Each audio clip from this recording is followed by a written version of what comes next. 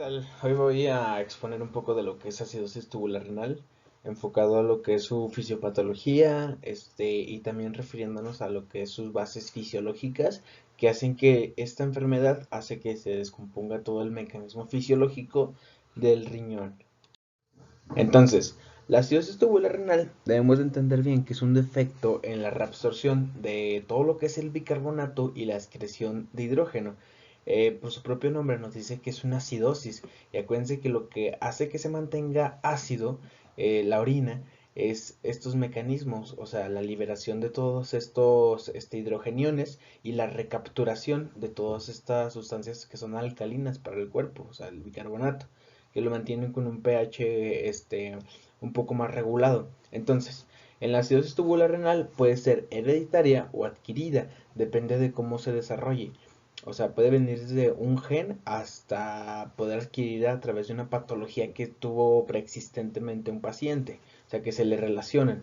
Hay primaria o secundaria, y ahorita vamos a ver la diferencia de esta. Hay trastornos en la excreción de los ácidos, es por eso que hay distintas formas en las patologías en las que se puede secretar o más ácida la orina o que no se alcanza a acidificar la orina. Entonces es importante eso porque todo el ácido que debería salir por la orina no está saliendo. Y pues ¿dónde se está quedando? Pues en el cuerpo y eso está haciéndole daño. Entonces tenemos que tener en cuenta eso. Otra cosa que se le debe de saber es que es una acidosis metabólica hiperclorémica. O sea, eso es lo que se va a desarrollar, la acidosis metabólica hiperclorémica. ¿Esto por qué? Porque todo el cloro se va a empezar no se va a empezar a secretar, sino que se va a empezar a quedar guardado y los niveles de cloro van a subir en sangre, séricos. Debemos entender que hay distintos tipos de acidosis tubular renal. Está la tipo 1, lo que es la tipo 2, y la tipo 4. Muchos se preguntarán, ¿y dónde está la tipo 3, verdad? O sea, ¿por qué si hay una 2 y una 4? O sea, ¿qué hay en medio de esas? Bueno, la tipo 3 no se ha catalogado muy bien todavía, pero se dice que puede ser la acidosis de lo que es de la descompensación de lo que es la enzima de la anidrasa carbónica. Recordemos que su función es sumamente importante y ahorita la vamos a recalcar. Entonces, de la tipo 1 se encuentra en lo que es túbulo distal, ahí donde se va a encontrar descompensado. De la tipo 2, la descompensación es en túbulo proximal y la tipo 3 se encuentra en un ion que es el potasio. Y ahorita vamos a ver cómo es que sucede todo esto. Entonces, lo que debemos entender bien primero son las bases fisiológicas del riñón. ¿Por qué? Porque si entendemos la fisiología podemos entender la fisiopatología. Entonces, recordemos bien que para acidificar la orina es un proceso por el cual actúan varios procesos en los cuales tiene que intervenir lo que es la anidrasa carbónica, porque esta es la que propiamente nos va a dar la función como digamos suprema de poder hacer todo esto. Entonces, la anhidrasa carbónica, ¿qué es lo que hace? Cuando llega lo que es el agua, y se combina con una molécula de dióxido de carbono, lo que hace es que las junta, las pega, y esto hace que forme propiamente, aquí no se ve, pero forma ácido carbónico, que es el H2, CO3, ¿sale? Así, el ácido carbónico. Entonces, este ácido carbónico ya formado puede desprenderse en dos partes, que es el hidrógeno y es el bicarbonato. Entonces, aquí es donde viene lo importante. ¿Qué es lo que pasa? Dentro de lo que son las células del riñón propiamente, estamos hablando de túbulo distal, células intercaladas, y túbulo proximal, pues las propias células principales que se encuentran ahí, lo que van a hacer es que el hidrógeno lo van a secretar a través de la orina. ¿Para qué? Para quitar ese medio ácido de la célula y del medio intersticial, porque si no regresaría a lo que sería el intersticio. Entonces, el hidrógeno tiene que ser secretado junto con el fosfato, porque acuérdense que el fosfato puede servir como un amortiguador propio del hidrógeno, tiene que amortiguarse. También recuerden que algunos ácidos titulables, como el amoníaco, también ayuda a la amortiguación. Y fíjense cómo viene lo que es el fosfato, el hidrógeno, y lo amortigua y eso hace que se excrete. Igualmente se puede excretar solo, pero puede ser que más en una porción más adelante pueda juntarse con amoníaco o cualquier otra sustancia que pueda amortiguarlo. Entonces, eh, cuando tenemos hidrógeno y se secreta, y que viene de los aminoácidos también, se cataboliza y todo todas estas de las proteínas y forman lo que son los aminoácidos, la parte más pequeña de la proteína, y eso hace que se libere a través de esa metabolización lo que es el amoníaco. Entonces el amoníaco también se excreta, se puede juntar con lo que es el hidrógeno y también de alguna manera lo amortigua. Ahí es donde viene la resonancia de todo esto. Entonces, y el HCO3 que se generó a partir de la anhidrasa carbónica, lo que hace es que se reabsorbe a lo que es el intersticio. ¿Para qué? Pues para volverlo a usar, para servir como buffer. Acuérdense que el bicarbonato es el buffer principal de lo que es el líquido extracelular. El, el que todos conocemos y el que es el principal de todos. Ok, esto es importante de acá porque la carga ácida diaria de la orina debe de ser de 1 mil equivalente por kilogramo cada día. Entonces es importante porque si esto no se da, o sea, si esta regla no se cumple, esos ácidos que deberían ser excretados por la orina están siendo guardados en el cuerpo y eso te puede llevar a una acidosis.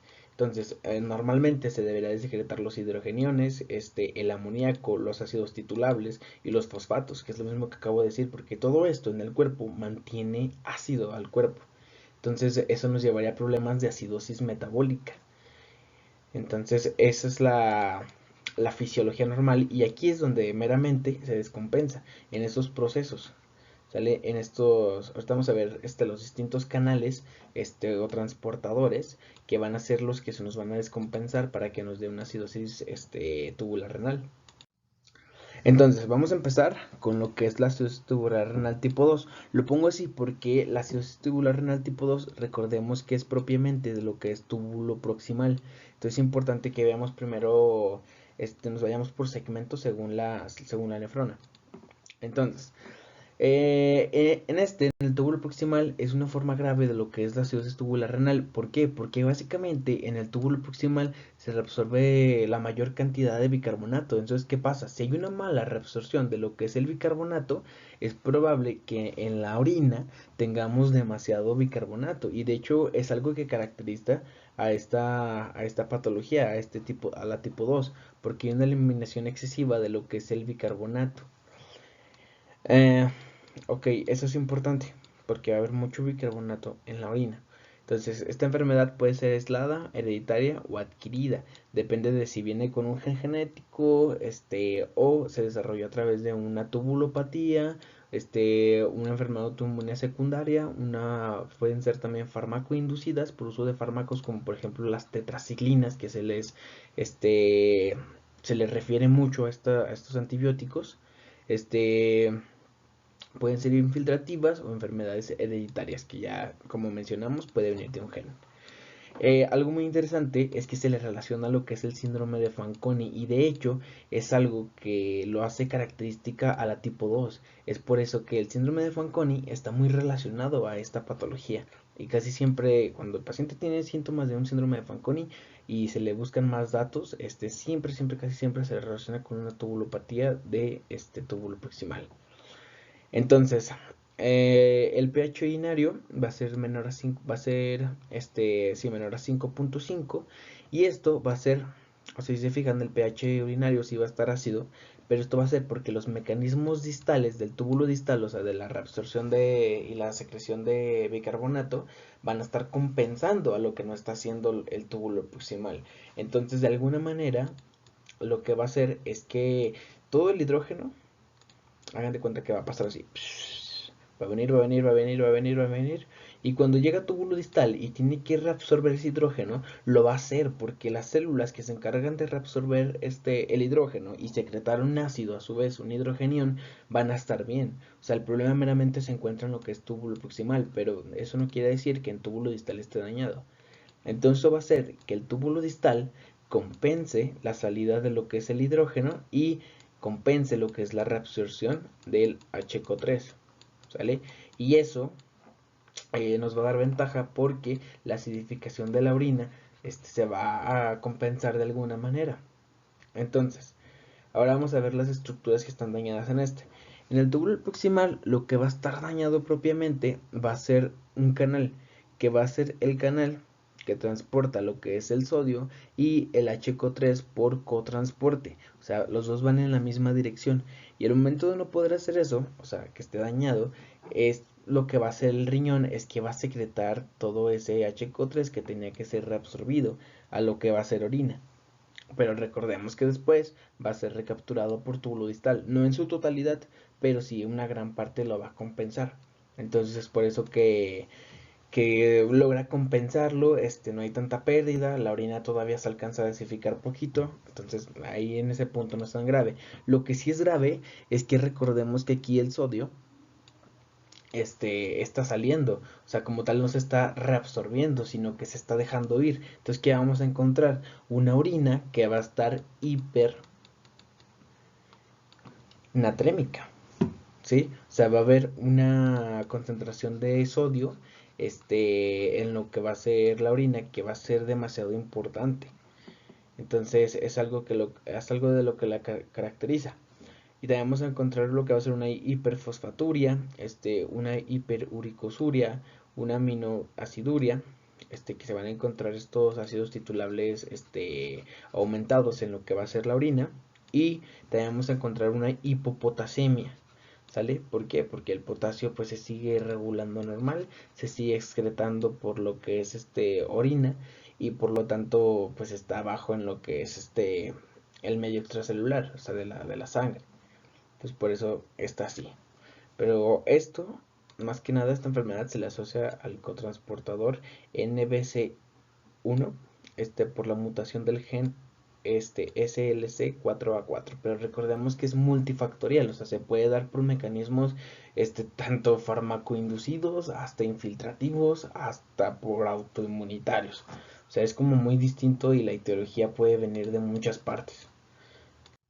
Ok, algunas de las manifestaciones clínicas que van a presentar los pacientes con acidosis tubular renal tipo 2 de túbulo proximal va a ser retraso en el crecimiento por por toda esta descompensación.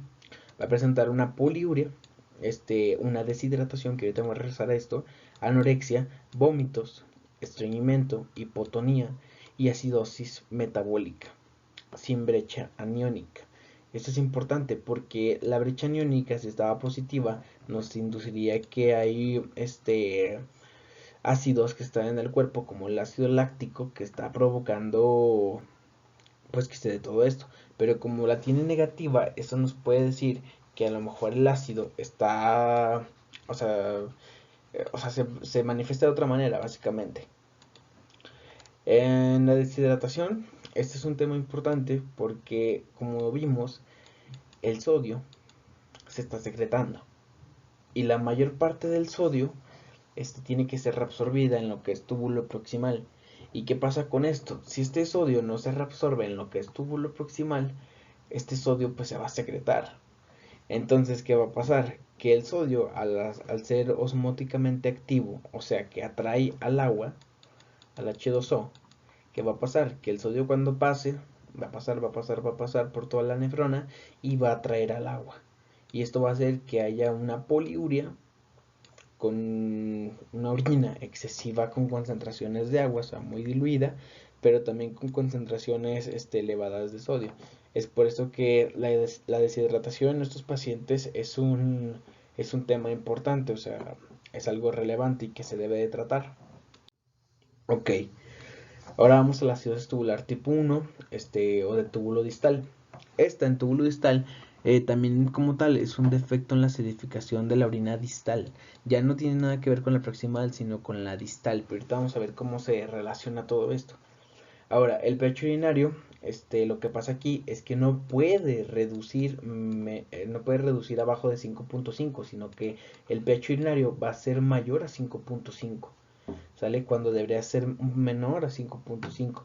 Entonces, ¿qué va a pasar? Pues que no se va a poder. Recuerden que en la tipo de túbulo proximal, sí se podía, porque el túbulo distal compensaba lo que había pasado en el túbulo proximal. Entonces, vamos a ver también pacientes que van a tener una hipercloremia, porque ahorita lo vamos a ver también, una hipopotasemia, si se fijan, muy elevado el cloro y muy bajo lo que va a ser nuestro potasio. También vamos a tener una hipercalciuria, que esto es algo, ¿cómo se puede decir? Como característico de la tipo distal, porque la hipercalciuria nos va a dar la nefrocalcinosis o la nefrolitiasis, que van a ser la presencia de estos cálculos que se van a presentar en esta citosis tubular renal, en este tipo. Y también vamos a tener una hipocitraturia, que también se va a relacionar a lo que va a ser la presencia de nefrocalcitosis y es importante. Debemos entender que en esta el hueso intenta compensar con sus compuestos, con sus componentes orgánicos a lo que va a ser ¿cómo se puede decir? La regulación de esta acidificación de la orina. Entonces, al relacionarse con lo que es una patología ósea, pues tenemos en cuenta que va a haber mucho calcio dentro de lo que va a ser la orina. Y el calcio, lo que va a hacer es que nos va a empezar a hacer litos en la orina. Entonces es un tema importante que se relaciona a una patología ósea. Y de hecho esto a largo plazo nos puede dar una radiculopatía. Entonces, la forma primaria de la enfermedad es que puede ser esporádica o puede ser hereditaria. Y esto se asocia, hay muchos trastornos, pero se asocia también a lo que es la hipoacusia neurosensorial en los niños. Y la secundaria, es una, la secundaria se puede asociar a diferentes enfermedades, desde nefritis intersticial hasta uropatía obstructiva y fármaco inducida. O sea, si se fijan, la primera y la segunda puede ser tanto por fármacos, patologías, hereditaria. Y algunos de esos fármacos son, por ejemplo, la fotericina B y el litio. ¿Sale? Para que los tengan en cuenta. Ok. Fíjense cómo en la de túbulo distal el problema va a estar meramente en lo que van a ser nuestras células alfa intercaladas que se encuentran en el túbulo distal. Ese va a ser el principal mecanismo patológico, que estas células pues se van a encontrar en una mala condición, y lo que va a afectar aquí es que va a ser también lo mismo del proceso de la anhidrasa carbónica. O sea, la anhidrasa carbónica ya hizo su chamba, ya transformó a lo que va a ser el ácido carbónico. Y ahora ese ácido carbónico se tiene que asociar en lo que va a ser el hidrógeno y lo que va a ser el bicarbonato. Entonces, ¿qué va a pasar aquí? Que esa chamba que hizo la anhidrasa carbónica, hagan de cuenta que al momento de disociarse los poros o más bien los transportadores que se van a encontrar en la membrana, pues meramente no van a funcionar. Entonces, ¿qué va a pasar? Que el bicarbonato, perdón, va a empezar a secretarse y no reabsorberse, o sea, meramente no va a ser su función de atraerse de nuevo a lo que va a ser el cuerpo, sino que se va a soltar. ¿Y qué va a pasar con el cloro? El cloro, acuérdense que lo que va a pasar en este transporte, en el AE1, el cloro iba a salir y el bicarbonato iba a entrar. Entonces, ¿qué va a pasar? Que el cloro, como no puede salir, perdón, como iba a salir, también se va a quedar dentro. Entonces, ¿qué vamos a tener? Una acidosis metabólica hiperclorímica por toda esta acumulación de lo que va a ser el propio, el propio cloro.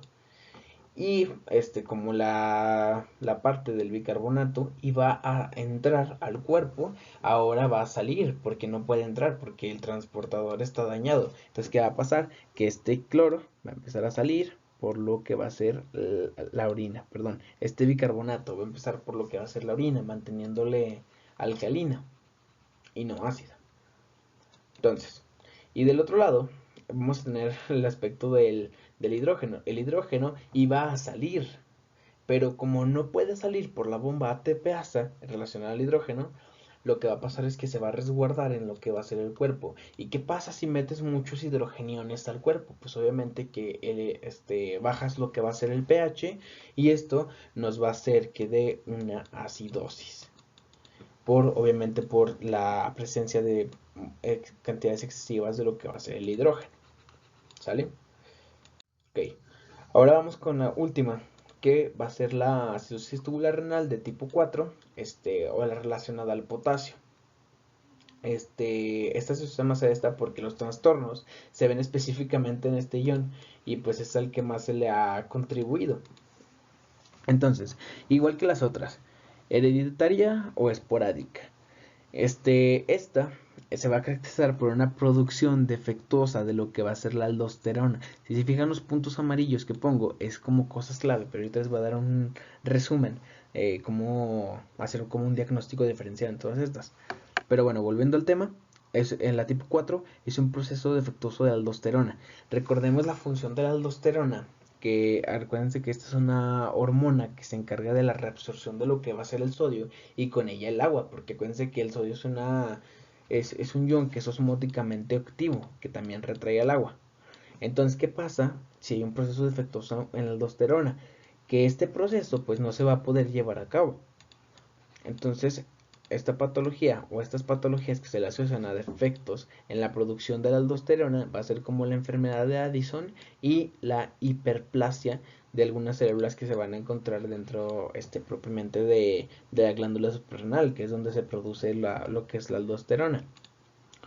Entonces, aquí viene lo interesante. Como hay deficiencia de aldosterona, pues no hace su función. Pero también se puede dar porque hay una mala respuesta a la aldosterona en lo que va a ser propiamente la nefrona. Entonces, ¿qué va a pasar? Que se le va a asociar a enfermedades como lo que va a ser uropatía obstructiva o a la pielonefritis. Entonces, eso es un dato relevante. ¿Qué va a pasar? Que la aldosterona ATPasa va a ser uno de los canales que se van a dañar. Ahorita les voy a recalcar eso. Y se va a caracterizar por una hiperpotasemia, ¿sale? O sea, cantidades excesivas de potasio en sangre. Y el hidrógeno, obviamente, también va a estar súper alto. Por lo tanto, también nos va a bajar el pH.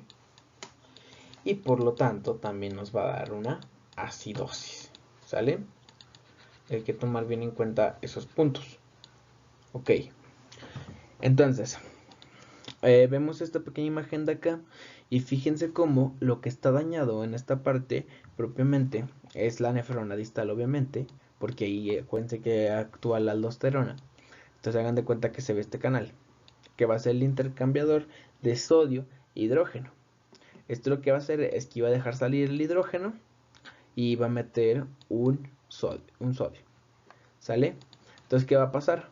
Como está dañado, no puede llevar a cabo su función. El hidrógeno, hagan de cuenta que esta bombita, este transporte está dañado. O sea, por aquí no va a pasar nada de hidrógeno. O sea, todo este hidrógeno se va a guardar. Y todo este sodio que se supone que iba a entrar, pues va a salir por orina. Entonces, ¿por qué en la tipo 4 no es tan grave como la tipo 2 de túbulo proximal? ¿Por qué? Porque en cuestión de sodio. ¿Por qué? Porque básicamente el sodio que se reabsorbe en túbulo proximal es mucho mayor al que se reabsorbe en nefrona distal. Entonces, si secretamos esa cantidad de sodio que se iba a reabsorber, que es redundantemente poca en nefrona distal, ¿qué va a pasar? Pues que ese sodio va a ser una cantidad un poco insignificante a comparación de lo que va a ser toda en túbulo proximal. Entonces tenemos que tener bien en cuenta todo eso. Y el otro transportador que está dañado propiamente es la bomba ATPasa NACA. O sea, la famosísima bomba NACA. Entonces, ¿qué va a pasar? Que como está dañada, no va a poder hacer su función. Entonces, el sodio que se iba a introducir en lo que iba a ser dentro del cuerpo, pues se va a estar secretando, ¿verdad? O sea, va a salir. Lo mismo que les decía ahorita. Todo esto está relacionado. Y el potasio, como se iba a secretar, pues se va a resguardar. Entonces, ¿qué va a pasar? Que todo ese potasio va a volver a entrar de nuevo a sangre y eso nos va a dar una hiperpotasemia, ¿sale? Acuérdense que también el defecto en lo que es la aldosterona, si recuerdan bien las funciones de la aldosterona, no solo es la reabsorción de sodio y agua, sino que también es la secreción del potasio. O sea, nos secreta el potasio y nos resguarda el sodio.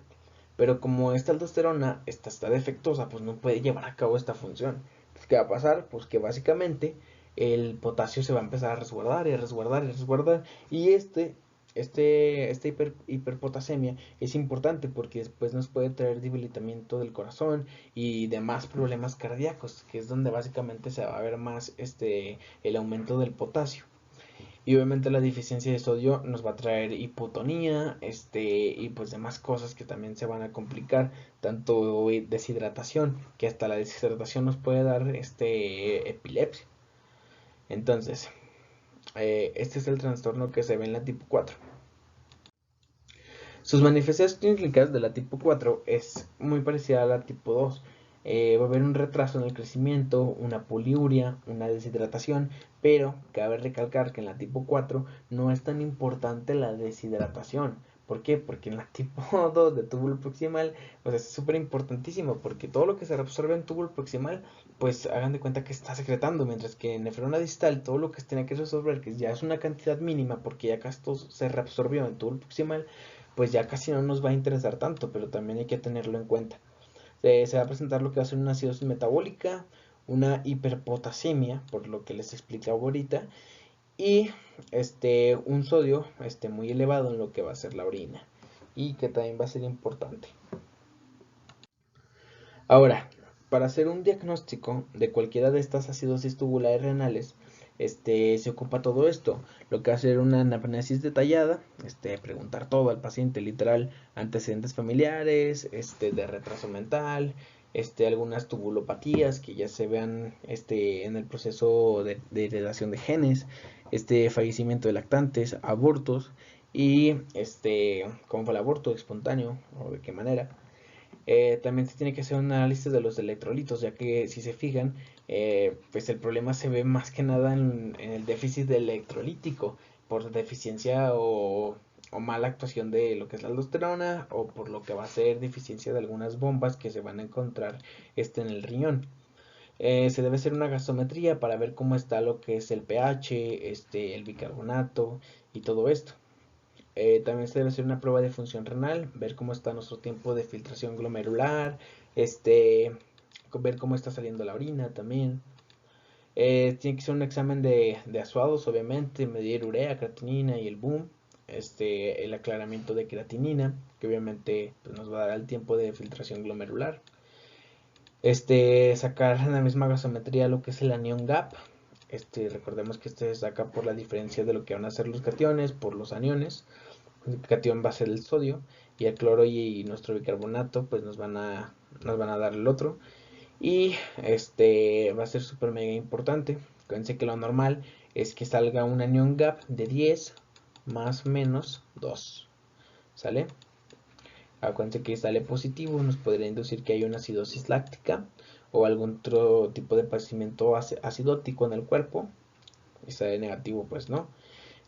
También mandar a hacer lo que es un ego, que vendría siendo súper importante para ver aspectos físicos y químicos, y microscópicos, en la orina, ver, por ejemplo, aquí si hay algún tipo de cristal por ahí, o ver el sedimento, ver el color, y ver si encontramos una que otra cosa en la tira reactiva.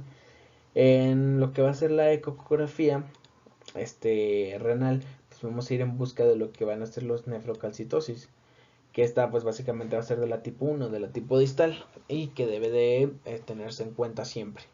Entonces, ya que estamos aquí en el diagnóstico diferencial, este va a ser un paso sumamente importante, porque saber identificar qué tipo de acidosis tiene tu paciente es importante para el manejo que le vas a dar.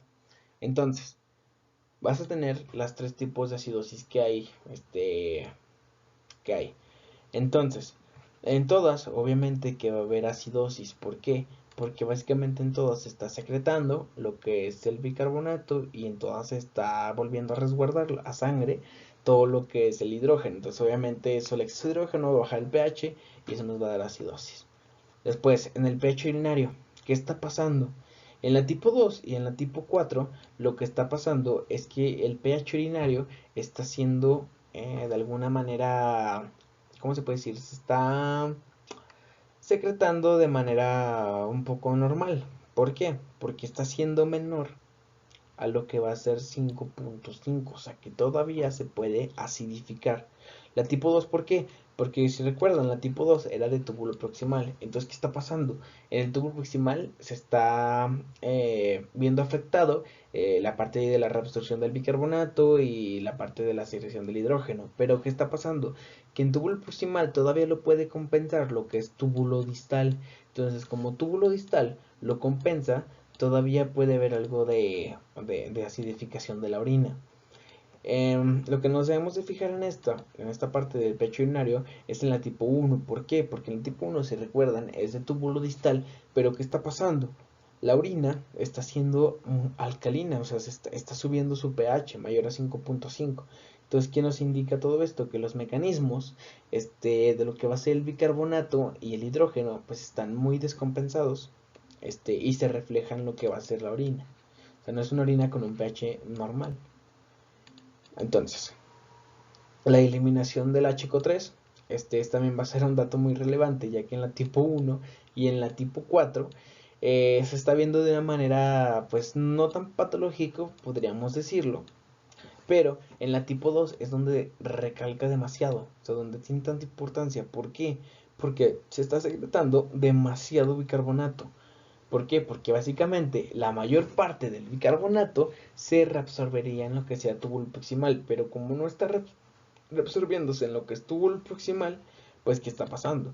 Pues que ese bicarbonato está saliendo y eso está haciendo que haya una cantidad excesiva de bicarbonato en orina. El potasio sérico. Aquí el potasio sérico, donde nos importa muchísimo, es en la tipo 4, ya que hay una disfunción de lo que va a ser aldosterona. Entonces, ¿qué está pasando? Que esa aldosterona no está funcionando, el potasio no se está secretando y ese potasio se está reabsorbiendo todo. Eso está haciendo que el potasio se nos suba hasta los cielos. Y como recordamos, ese potasio nos podría dar problemas cardíacos a largo plazo. Después los cálculos y la nefrocalcinosis. Este es importante en lo que va a ser la de túbulo distal, en la tipo 1. ¿Por qué? Porque básicamente acuérdense que las compensaciones y las relaciones patológicas óseas que se están asociando, nos está haciendo que haya demasiado calcio en sangre y también lo que es este citrato. Entonces, al haber todo eso, nos puede dar presencia de litos ahí y que también es importante y que se asocia a lo que es la tipo 1, ¿sale? La de túbulo distal. Después, la anion gap en todas va a estar positiva. ¿Por qué? Pues porque básicamente hay presencia de ácidos en lo que va a ser el cuerpo, excesivo. Entonces ahí no hay más. El síndrome de Fanconi, cuando veamos presencia o relación con síndrome de Fanconi, pues ya sabemos que es la tipo 2, ¿sale? Ahí no hay más. Después, en lo que es trastornos de la aldosterona, básicamente a quien se le va a relacionar va a ser a la tipo 4, porque recordemos que en esta se relaciona con enfermedades como la enfermedad de Addison, donde hay un defecto en la producción de aldosterona o la mala interpretación por el riñón para reconocer la aldosterona. Entonces, ¿hay un problema en la aldosterona? Sí, entonces hay que fijarnos en la tipo 4. Después, una hipercalciuria. Obviamente, esta va a estar relacionado a lo que va a ser la tipo 2. ¿Sale? ¿Por qué? Porque obviamente el transporte que estaba funcionando para poder transportar ese calcio, pues está defectuoso. Entonces, así es como hacemos más o menos un diagnóstico diferencial de la patología. Entonces, en cuestión de tratamiento, obviamente a todas les vamos a reponer lo que va a ser el bicarbonato, porque ahí es donde se encuentra parte de la patología, porque está reabsorbiendo todo lo que es el hidrógeno y se está secretando todo lo que es el bicarbonato, por lo tanto, pues vamos a tener toda esa acidosis en el cuerpo. En el túbulo proximal vamos a reponer lo que sean 20.000 equivalentes. Vamos a dar también soluciones de bicarbonato de sodio o citrato de sodio, que la vamos a encontrar como solución bicitra o la de Stoll. Y va a ser importante reponer estas concentraciones. ¿Por qué? Porque también hay defectos en también lo que es el sodio. En la distal, en la ácido tubular distal, vamos a reponer de 2 a 4.000 equivalentes y aparte vamos a dar diuréticos tiacídicos. Los diuréticos tiacídicos, como recordemos, actúan en lo que es túbulo distal, entonces pues nos van a compensar o nos van a tratar de ayudar un poco en lo que va a ser la secreción de todo esto. Ahora, Lo que va a ser la tipo 4 o la del potasio, vamos a dar resinas de intercambio que nos ayuden al sodio y al potasio. Y pues obviamente reponer las concentraciones de potasio séricas que se encuentran en el cuerpo. ¿Por qué? Porque básicamente va a haber una así demasiada potasio en el cuerpo. Entonces queremos secretarlo todo. Acuérdense que eso nos puede traer problemas cardíacos. Pero aquí donde deben de fijarse es en la de túbulo proximal, en esta parte, que a mí se me hizo relevante. ¿Por qué? Porque básicamente se reponen, o sea, fíjense la comparación entre túbulo proximal y túbulo distal. En las dos se repone bicarbonato, en esta se repone 2 a 4. Fíjense, la concentración aquí es demasiado pequeña, mientras que en la de túbulo proximal es muy excesiva. O sea, ¿por qué? Porque básicamente en túbulo proximal se tenía que reabsorber muchísimo bicarbonato y en túbulo distal se reabsorbe un poco menos porque ya casi todo se reabsorbe en túbulo proximal. Entonces tener una patología en túbulo proximal en cuestión de bicarbonato puede ser un poco peligrosa y también en cuestión de sodio porque se va a secretar muchísimo sodio. Entonces esa es la parte del tratamiento. Y estas fueron las bibliografías, pues ojalá y les sirva y si no, pues ni pedo. Y pues fue todo.